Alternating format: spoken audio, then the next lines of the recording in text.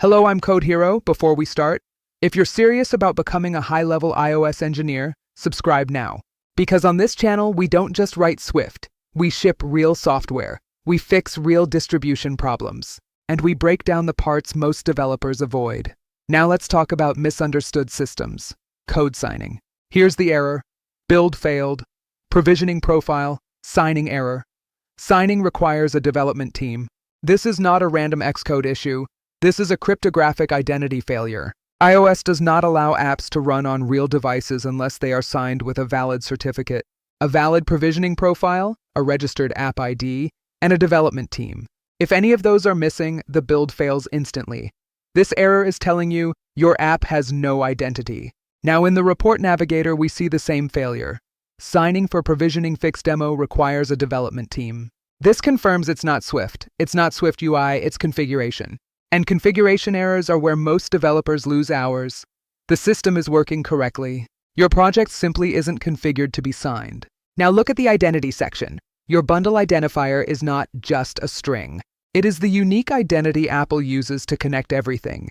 App ID registration, provisioning profiles, certificates, capabilities, and App Store Connect builds. If this bundle ID does not exist in your developer account, signing cannot occur. No identity, no provisioning. Now we go to signing and capabilities. This is where the real fix starts. Notice, automatically managed signing is not enabled, and team is set to none. That is the core problem. Without a team selected, Xcode cannot generate a provisioning profile or associate a signing certificate. When we enable automatically managed signing, Xcode shows a warning. It will reset build settings. That's correct. Because Xcode will now create the app ID, generate a development provisioning profile, and assign your certificate.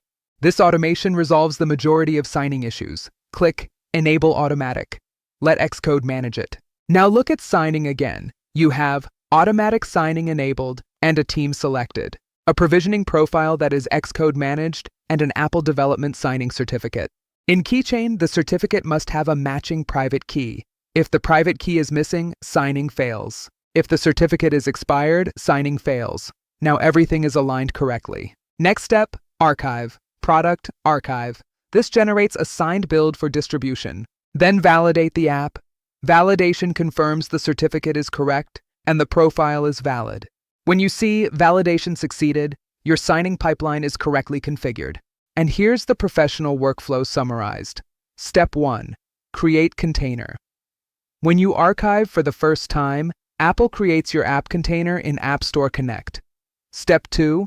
Wait for processing. Apple validates your binary, certificates, provisioning profile, entitlements, signature integrity. Step 3. Receive email. The confirmation email means your build passed cryptographic validation. Step 4. Select build processing doesn't attach the build automatically. Your app doesn't exist until Apple trusts its signature. Most developers learn Swift UI. Few truly understand certificates and provisioning profiles. That's the difference between writing code and shipping software. Understand the system behind the code. If you found this valuable, subscribe and hit the like button. And don't forget to visit tonytrejo.com. I'll continue sharing the most important iOS updates month by month, along with deep technical breakdowns, real-world issue fixes, and the kind of knowledge that helps you ship iOS software, not just write code. See you in the next video.